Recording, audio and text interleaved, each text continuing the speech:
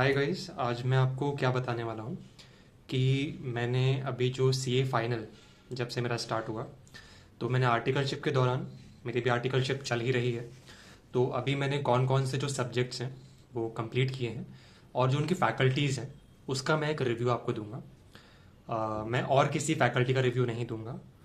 मैंने जिनका खरीदा, जिनके मैंने डेमो देखे, मैंने वैसे किसी भी सब्जेक्ट के फैकल्टी को चूज़ करने से पहले 2 से 3 फैकल्टी के डेमो देखे थे।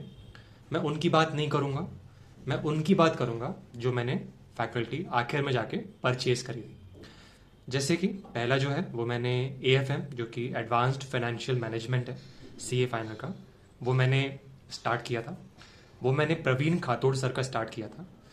उनका बारे में अगर मैं आपको कुछ बताऊं, वो बहुत ही एक्सपीरियंस्ड हैं अपने पढ़ाने को लेके, और उनका जो टीचिंग स्टाइल है वो मुझे पर्सनली बहुत पसंद आया था, क्योंकि जो उनकी पेस थी पढ़ाने की वो बहुत ही मॉडरेट थी। ऐसा भी नहीं था बहुत धीरे पढ़ा रहे हैं, ऐसा भी नहीं था कि बहुत तेज़ पढ़ा रहे हैं। और उनका जो पढ़ाने का स्टाइल था मुझे बहुत पसंद आया था, क्योंकि वो जो एग्जाम्पल्स देते थे, वो जिस तरीके का एक्सेंट यूज़ करते थे बीच बीच में, और बहुत तरह के बीच बीच में जोक्स भी क्रैक करते थे, जिससे सुबह सुबह जब मैं क्लास देख रहा होता था तो मुझे थोड़ा बहुत हंसने को भी मिल जाता था, क्योंकि अब हर दिन वही रूटीन फॉलो नहीं होता, तो कुछ एक सुबह को मोटिवेशन भी चाहिए होता है कि यार चलो जाके देखते हैं क्लास। हालांकि मैंने रिकॉर्डेड लिया था, पर कहीं ना कहीं मैंने अपनी कंसिस्टेंसी मेंटेन रखी थी। और कंसिस्टेंसी जब मैं मेंटेन रख रहा था तो इसमें प्रवीण सर का भी एक बड़ा हाथ था, कि वो पढ़ाते अच्छे थे और मुझे वो सूट कर गया। मैं आपको ये भी नहीं बोल सकता कि आप वो फैकल्टी ले लो, नहीं, आप अपना दिमाग लगाओ, क्योंकि आपकी लाइफ है, डिसीजन आपका होना चाहिए। मैं आपको एक रिव्यू दे सकता हूँ, जैसे कि उनकी पढ़ाने में क्या क्या मुझे अच्छा लगा। पहला क्या था कि वो नोट्स बनवाते थे अपन को, और वो हमेशा एक चीज़ बोलते थे, मतलब हमेशा तो नहीं, मोस्टली वो लेक्चर्स में एक चीज़ बोलते थे कि लिखा हुआ ही साथ जाएगा, है ना। मतलब क्या, उनका कीन बिलीव है कि अगर आप लिख रहे हो तो इससे एक तो बेनिफिट अपन मान सकते हैं कि चलो ठीक है, लिख रहे हो तो दिमाग में जा भी रहा है, बट ये सब मैं पर्सनली नहीं मानता, क्योंकि अपन को एग्ज़ाम 2 साल 1.5 साल बाद देनी है, कुछ याद नहीं रहने वाला। और जो इनकी ये थी कि लिखा हुआ ही साथ जाएगा, ये मुझे हमेशा मोटिवेट करता था। इसके बाद मैंने 2 सब्जेक्ट्स और लिए, है ना, उसमें उनकी ये बात हमेशा पकड़ करके रखी कि भैया मुझे लिखना पड़ेगा, तब जाके वो रिटेन रहेगा। लोगों की एक गलती और क्या होती है कि वो सोचते हैं कि मैं बाद में पढ़ाई स्टार्ट करूंगा क्योंकि मुझे तो याद ही नहीं रहेगा। अरे बाबा, ऐसा नहीं करना होता। आप अगर बाद में स्टार्ट करोगे आपको टाइम ही नहीं मिलेगा, आप रेगुलर बैच कभी लेने की सोच ही नहीं पाओगे। और मैं सही बताऊं, प्रवीण सर की मैंने रेगुलर बैच ली। मैंने आर्टिकलशिप के शुरू होने के विद इन 15 to 16 डेज अपनी क्लासेस स्टार्ट कर चुका था मैं। और मुझे इसका बहुत अच्छा लगता है, क्योंकि मैंने वो बहुत आराम से देखी हैं क्लासेस। लोग 1.5 पे देखते हैं, मैंने 1x पे प्रवीण सर का पूरा लेक्चर देखा हुआ है। मुझे कभी जल्दबाजी करने की ज़रूरत ही नहीं पड़ी, और ना ही मुझे सर का ऐसा स्पीड लगा कि बहुत धीरे है, नहीं, वो मॉडरेट पड़ा तो मुझे उनकी स्पीड भी सूट कर गई। प्लस वो नोट्स बनवाते थे, प्लस वो ये भी लिखवाते थे कि भाई एक्सीडेंटल पॉइंट्स क्या हैं। फॉर एग्जाम्पल, अगर एक क्वेश्चन है उसमें कौन कौन जो मेजॉरिटी मिस्टेक है वो क्या है और उसको अवॉइड कैसे किया जाए, वो उसका नोट लिखवाते थे अपन को। तो जैसे अपन रिवीजन करने जाएंगे, अपन जब रिविजनरी वीडियोस देखेंगे, फिर जब अपन इनके नोट्स रेफर करेंगे जो अपन ने लिखे हैं, वो अपन को याद करवाएंगे, हाँ भाई ये इसका एक एक्सीडेंटल पॉइंट है, ये इसके क्वेश्चंस हैं। तो मुझे एक ओवरऑल एक अच्छा एक्सपीरियंस मिला, और एंड तक मेरा उसमें इंटरेस्ट बना रहा। पर जब उन्होंने थ्योरी स्टार्ट करी तो थ्योरी वैसे भी मेरी थोड़ी सी वीक है, तो मैं इतना फोकस भी नहीं कर पाया, और ना ही उन्होंने भी इतना ज़्यादा डीप में, वैसे उन्होंने पढ़ाया, डीप में उन्होंने पढ़ाया, पर मेरा उसमें ज़्यादा इंटरेस्ट नहीं बन पाया, क्योंकि मुझे थ्योरी के लिए एक अलग टाइप ऑफ टीचर लगते हैं। बाकी प्रैक्टिकल सब्जेक्ट जो एएफएम में एक मेजरली 95 to 96% पूरा प्रैक्टिकल सब्जेक्ट है, उसके लिए जो मुझे चाहिए था, मेरी एक्सपेक्टेशंस मीट हुई और बहुत अच्छा लगा मुझे उनसे पढ़ के। और अब बात करते हैं एफआर की। एफआर में क्या था, वो मैंने लिया था सार्थक जैन सर का। अब ये सार्थक जैन सर, मैंने इनके एफआर लेने के पहले भी मैंने डेमो देखा था कुछ टीचर्स का।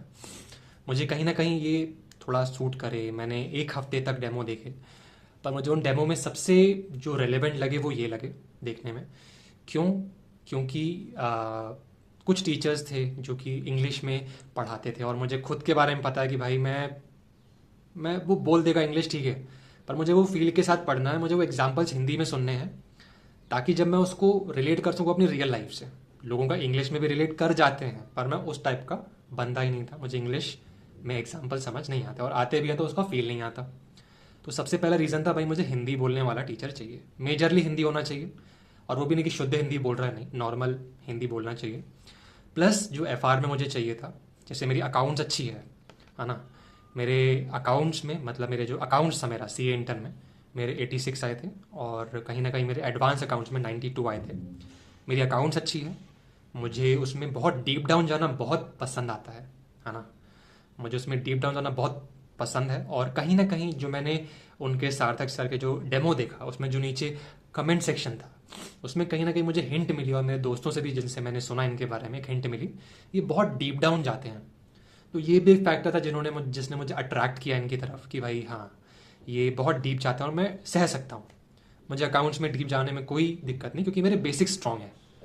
और जब उन्होंने पढ़ाना स्टार्ट किया, पढ़ाया पढ़ाया पढ़ाया, मुझे खुद भी वो बहुत ज़्यादा हैवी फील हो रहा था। हालांकि मेरा इंटरेस्ट था उसमें, हालांकि मैंने एक भी क्लास स्किप नहीं करी, मैंने हर दिन एक पूरा लेक्चर तो नहीं, कम से कम स्टार्ट करा, और जितने घंटे मैं बैठता था हर रोज मैंने उतने घंटे ही दिए। कहीं ना कहीं बहुत सारे लेक्चर्स ऐसे भी हुए जिसमें मुझे 0.8x पे देखने की ज़रूरत पड़ गई, क्योंकि वो जब बोलते थे, वो जब लिखवाते थे, हाँ ये भी नोट्स लिखवाते हैं और नोट्स वही हैं। तो जैसे मैंने बताया था कि प्रवीण सर ने जो बात सिखाई थी कि हाँ लिखा हुआ ही साथ जाएगा, तो मैंने इसमें भी वो फॉलो किया और मैंने हर एक नोट लिखा। हालांकि उन्होंने बोर्ड नोट्स दिए थे अलग से अपनी गूगल ड्राइव में, पर मुझे ये बस एक डर था कि इनकी हैंड राइटिंग मुझे नहीं समझेगी बाद में, किसी की भी नहीं समझने वाली, जो मैंने लिखा है वो समझेगी, किसी और की हैंड राइटिंग मुझे 2 साल बाद 1.5 साल बाद नहीं समझने वाली। तो कहीं ना कहीं मेरी हैंड राइटिंग बहुत ज़रूरी है इसमें। प्लस प्रवीण सर जब होमवर्क देते थे, तो बहुत लो लेवल क्वेश्चंस होमवर्क में थे उनके, मतलब इतने कोई हाई फाई लेवल के क्वेश्चंस नहीं थे, इजी लेवल के थे क्वेश्चंस। और जो इनके क्वेश्चंस थे, पर्सनली मैं बताऊं, मैंने इनका होमवर्क नहीं सॉल्व किया था, मुझे टाइम नहीं मिल रहा था, या बोले थोड़ा सा आलस भी था। बाकी प्रवीण सर के मैंने पूरे जो भी होमवर्क क्वेश्चन थे वो सॉल्व किए थे, प्लस रिवीजन भी साथ साथ में किया था। एफआर में आते आते वो रिवीजन की हैबिट भी छूट गई और जो मेरा क्वेश्चंस थे वो भी प्रैक्टिस छूट गई। पर ये था जैसे कि जो सार्थक सर थे वो अगली बार क्वेश्चंस पूरे सॉल्व करवाते थे, या फिर डिस्कस तो करते ही थे हाँ भाई इसमें क्या यूनिक पॉइंट है। तो मुझे कभी ऐसा नहीं लगा कि चलो मैंने होमवर्क नहीं किया तो मेरा कुछ छूट रहा है, नहीं, वो कुछ डिस्कस भी करते थे, तो जो यूनिक पॉइंट था मैं वो लिख लेता था साथ साथ में, एक ये चीज़ थी।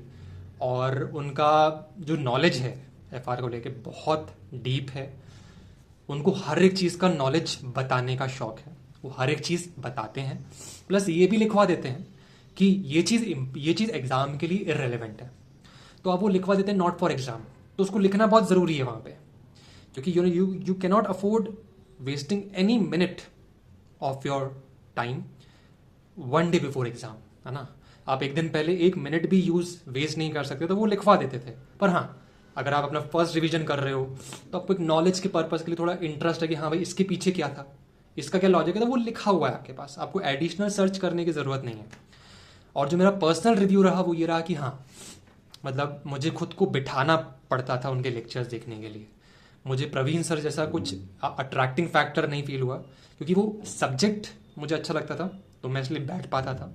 बाकी टीचर का मुझे कोई मोटिवेशन नहीं लगा, क्योंकि कहीं ना कहीं होता है ना कि यार एक टीचर होता है जो कि एक माहौल बना के पढ़ाता है, एक टीचर है जो कि उसका डीप डाउन फोकस होता है, मुझे जो मेरा सामने वाला स्टूडेंट है उसको बहुत डीप अंडरस्टैंडिंग देनी है सब्जेक्ट की, तो उनका फोकस वो था, तो ज़्यादा इधर उधर की बातें भी नहीं करते थे, वो सीधा अपने पढ़ाने पे फोकस करते थे।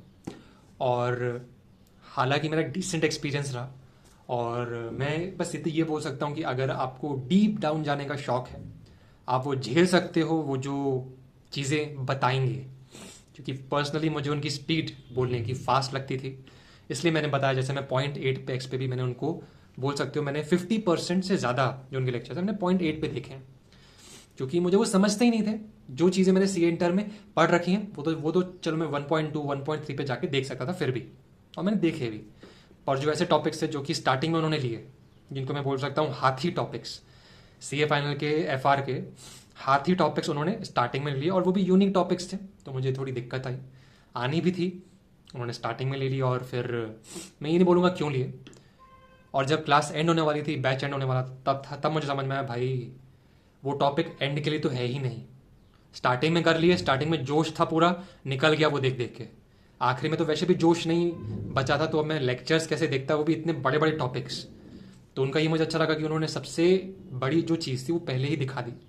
उसके बाद थोड़े सी इंटर के मेल जोल वाले टॉपिक शुरू हुए आना, तो मुझे ईजी लगना चालू हो गया। तो एक ओवरऑल मेरा एक बैलेंस्ड एक्सपीरियंस है और मैं आपको सजेस्ट कर सकता हूँ कि अगर आपको एफआर में डीप डाउन जाने का इंटरेस्ट और आप सह सकते हो और आपको हर एक चीज़ का लॉजिक जानने की इच्छा है बैच के साथ ही, क्योंकि बहुत सारे टीचर्स नहीं बताते, आपको अलग से ढूंढना पड़ता है यूट्यूब पे, गूगल पे।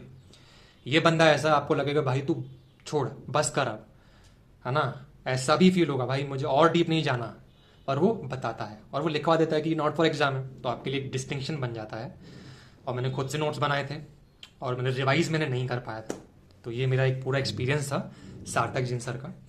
और जो मेरा तीसरा क्या रीज़न है मेरा, तीसरा जो मेरा सब्जेक्ट था वो था मेरा ऑडिट। हाल ही में ख़त्म हुआ है, वो मैंने लिया था शुभम केसवानी सर का। मुझे पर्सनली मैं बताऊं, मेरे सी इंटर में ऑडिट में 72-76 मार्क्स आए थे। और जो मैंने जिन मैम से मैंने पढ़ा था वो थी दीपिका राठी मैम। उनका जो पढ़ाने का स्टाइल था और जो शुभम केसवानी सर का जो पढ़ाने का स्टाइल है बहुत हद तक मेल खाता था, इसलिए मैंने वो बिना सोचे ले लिया। मैंने उनका डेमो देखा, मैंने पहला डेमो इनका देखा और मुझे पहली बार में क्लिक कर गया कि भैया अगर मुझे वो टीचिंग स्टाइल सीए इंटर में सूट कर सकता है तो मुझे सीए फाइनल में भी सूट कर जाएगा। उनकी जो खूबियाँ थी वो क्या है, मतलब जो मुझे अच्छी लगी चीज़ें, फीचर्स जो थे उनके टीचिंग स्टाइल के, कि वो लिखवाते थे। मुझे सबसे ज़्यादा जो इम्पोर्टेंट चीज़ लगी इन तीनों टीचर्स में, भाई मुझे लिखना है क्लास के साथ साथ, भले ही बुक में लिखवाओ, भले ही नोटिंग करवाओ, पर कुछ नोटिंग तो करवाओ, खासकर थ्योरी सब्जेक्ट्स में। वरना सिर्फ बस मैं सुन रहा हूँ, बुक्स में मैंने कुछ नहीं लिखा, क्वेश्चन मैंने कुछ सॉल्व नहीं किया। क्योंकि बहुत हद तक क्या होता है, हम लोग बैच के साथ साथ, लेक्चर्स के साथ साथ अपन जितना नोटिंग कर लें, जितना लिख लें, जितना समझ लो उतना ठीक है। उसके बाद अलग से उठाने का मन नहीं करता जब तक एग्जाम ना आ जाए, जब तक रिवीजन स्टार्ट करने का टाइम ना आ जाए। तो मैंने तीनों टीचर में ये कॉमन बात ढूंढी थी, भाई मुझे लिखने वाला टीचर चाहिए जो मेरे साथ लिखे और बोले भाई तू भी लिख, है ना। वो अपने बोर्ड नोट्स भी शेयर करते हैं, पर मैंने कभी उनका लिया नहीं, ना कभी मैंने एक बार भी प्रिंट निकाला। मुझे उनकी हैंड राइटिंग देखनी ही नहीं है, मुझे अपनी खुद की हैंड राइटिंग चाहिए, खुद के जो एफर्ट्स हैं वो चाहिए एग्जाम के कुछ समय पहले, है ना। तो मैंने वो किया, वो लिखवाते थे हर एक चीज़, जो टॉपिक सिंपल थे वो बुक से रीड करवाते थे और लिखवाते थे कि ये इंपॉर्टेंट है, ये नहीं है ना। और निमोनिक्स देते थे, निमोनिक्स सबसे इंपॉर्टेंट चीज़ ऑडिट के लिए तो। और निमोनिक्स भी ऐसे जो उस हेडिंग से, जो हेडिंग ऑफ द एक टॉपिक है, जैसे एक चैप्टर है उसके अंदर बहुत सारी हेडिंग्स हैं, उन हेडिंग्स के अंदर बहुत सारे पॉइंट्स हैं, तो जो वो हेडिंग्स हैं उनसे जुड़ा हुआ, उनसे लिंक्ड निमोनिक वो देते थे अपन को, ताकि अपन जब हेडिंग पढ़े तो उससे लिंक्ड निमोनिक भी याद आए। ऐसा ना हो कि अपन को निमोनिक याद करने के लिए भी एक निमोनिक चाहिए पड़े, नहीं, है ना। तो इसके लिए उन्होंने एक निमोनिक दे दिया कि चलो एक टॉपिक है उससे लिंक्ड, ताकि उस टॉपिक को पढ़ते ही वो निमोनिक क्लिक हो जाए, है ना। अब उसके बाद जब आप उसको रिवीजन करोगे उस निमोनिक का अपने चैप्टर्स का 2 से 3 बार, मैं तो बोल रहा हूँ 3-4 बार 5 बार भी करो, तब जाके वो निमोनिक्स के फुल फॉर्म समझ में आएंगे, है ना। वरना निमोनिक्स भी याद नहीं आते बहुत बार तो, पर एक ईजी वे है ऑडिट को लिखने का। प्लस उन्होंने क्वेश्चन सॉल्व करवाए थे, वो असाइनमेंट देते थे पर मैं सॉल्व नहीं कर पाता था because of office reasons, articleship के कारण। और जो भी वो टेस्ट लेते थे मैंने वो भी नहीं दिए हैं, पर हाँ जितना वो क्लास में बोलते थे उतना मैं करता था, उतना मैं लिखता था। मैंने कभी भी कोई चीज़ छोड़ी नहीं लिखने में। वही था, मतलब प्रवीण सर का जो मैंने स्टार्टिंग में लिया था लेक्चर, उनके कारण मुझे एक नोटिंग की बहुत अच्छी हैबिट बन गई। मैंने हर एक चीज़ लिखी हुई है, हर एक निमोनिक लिखा हुआ है, हर एक जो भी एग्जाम्पल मुझे रेलेवेंट लगा, हाँ भाई ये रेलेवेंट है, आगे के 1.5 साल बाद मुझे समझना पड़े टॉपिक तो ये एग्जाम्पल बहुत रेलेवेंट है मेरे लिए, तो मैंने वो भी लिख लिया। बाकी जो शुभम सर का स्टाइल है पढ़ाने का वो प्रवीण सर से थोड़ा बहुत मेल खाता है। मतलब क्या, सुबह सुबह देखने का मन कर जाएगा, आपको बिठाना नहीं पड़ेगा, चलो आप बैठ जाओगे, दिक्कत नहीं है। कुछ कुछ चैप्टर्स में ऐसा लगेगा हाँ भाई बहुत लंबा खिंच रहा है, हाँ भाई बहुत ज़्यादा वैसा है, पर ऑडिट का एक मेजर चंक जो है वो सीए इंटर से मेल खाता है, तो फिर भी आपको थोड़ा बहुत ईजी लगेगा। आप थोड़ा बहुत 1.3 पे तो देख ही लोगे, है ना, आपको ईजी लगेगा। उनकी बोलने की स्पीड थोड़ी धीरे है, तो आप 1.1 1.2 पे देखोगे तो आपको नॉर्मल स्पीड मिल जाएगी देखने को, है ना। आप 1 पे भी देख सकते हो, कोई दिक्कत की बात नहीं है। और बाकी जो ऑडिट में मुझे लगा, जो ऐसा लगा हाँ भाई उन्होंने चीज़ें कवर करी हुई हैं, ऐसा कभी फील नहीं आया कि उन्होंने चीज़ें वो छुड़वा रहे हैं, नहीं, वो हर एक चीज़ लिखवा देते हैं। और जो चीज़ इंपॉर्टेंट नहीं है उनको वो बोलते हैं चलो उसको बस रीड करके छोड़ देना, है ना। उनका भी मानना ये है कि 1 पॉइंट कि आप एग्ज़ाम के एक दिन पहले जो रिवाइज ना कर सको उसको लिखने का अभी भी कोई सेंस नहीं है ना। क्योंकि एट द एंड हम चाहते हैं वो कोई भी चीज़ छोड़े ना, टीचर कुछ भी छोड़े ना, भले ही हम एग्ज़ाम के एक दिन पहले आधे चैप्टर्स छोड़ के जाए, है ना। ये टीचर्स वैसे हैं, खासकर जो प्रवीण सर है और जो शुभम केसवानी सर है, उन्होंने स्पेशली इस चीज़ पे भी फोकस दिया। हालांकि उन्होंने कभी एक्सप्रेसली नहीं बोला, पर जो उनका सिलेबस है, जो उनका कंटेंट है, अगर आप उसको अच्छे से रिवाइज करते हो तो आप उसको 1.5 डेज जो मिलते हैं अपन को एग्जाम के पहले, उसमें आप रिवाइज कर सकते हो। निमोनिक्स आपको हेल्प करेंगे करने के लिए। और आखिर में जाके ये तीनों टीचर्स के जो रिविजनरी वीडियोस हैं यूट्यूब पे अवेलेबल हैं, तो आपका जब अटेम्प्ट आने वाला होगा आप उसको देखो, कॉन्सेप्ट रिवाइज हो जाएंगे। उसके बाद खुद से रीड करो अपने नोट्स को, उसके बाद खुद से सॉल्व करो अपने क्वेश्चंस को, तो आपका डन होता जाएगा। 1 रिवीजन, 2 रिवीजन, 3 रिवीजन, 4 रिवीजन, आपको जितना भी करना है। तो ये मेरे कुछ साथ में मैंने कुछ टिप्स भी दे दिए, है ना, फ्री में, बोनस है आपके लिए। और ये मेरा कुछ एक्सपीरियंस था। आपको कुछ और जानना हो उस टीचर की फैकल्टी के बारे में तो आप नीचे कमेंट सेक्शन में लिख के बता सकते हैं, क्योंकि मैंने हाल ही में अपना एक्सपीरियंस भी शेयर किया, प्लस उनके जो टीचिंग स्टाइल था उसके बारे में भी मैंने थोड़ी बहुत बात करी। और अगर मैं नंबर ऑफ बुक्स की बात करूं, वो क्या था या फिर कैसे मेंटेन करनी पड़ती हैं, तो जो प्रवीण खातोड़ सर हैं उनका क्या सिस्टम है, वो बोलते हैं हमें एक थ्योरी कॉपी चाहिए, मतलब जिसमें वो पूरे कॉन्सेप्ट लिखवाते हैं, पूरे एक्सीडेंटल पॉइंट्स लिखवाते हैं और कभी कभी 1 to 2% ऑफ द लेक्चर में वो कुछ लिखने को दे भी देते हैं होमवर्क के लिए, पर इतना वो रिलेवेंट नहीं है, आप वो खुद से आराम से लिख सकते हो। पर हाँ, उस समय पे लिख ज़रूर लेना, है ना, बात के लिए मत छोड़ना। बाकी तो वो ऑन टाइम लिखवाते हैं, तो अलग से कुछ फोकस करने की ज़रूरत नहीं है। प्लस उनकी कॉन्सेप्ट बुक है जिसमें सारे कॉन्सेप्ट हैं, प्लस एक क्वेश्चंस की बुक है जिसमें वो क्वेश्चंस सॉल्व करवाते हैं, प्लस उसमें सब कुछ कवर किया हुआ है उन्होंने, बहुत जगह से कवर किया हुआ है। सेल्फ मेड क्वेश्चंस भी हैं उनके, कॉन्सेप्ट क्वेश्चंस भी हैं, बहुत सारे क्वेश्चंस हैं, करवाते हैं। प्लस ये भी वो मार्क करवा देते हैं जो आपको एग्जाम के एक दिन पहले नहीं उठाना है, या फिर आप उसको सिर्फ फर्स्ट रिवीजन तक ही सीमित रखना, वो इतनी भी अपन को गाइडेंस दे देते हैं। अब बात करते हैं सार्थक सर की। इसके लिए मैंने 2 कॉपीज ही बनाई थी।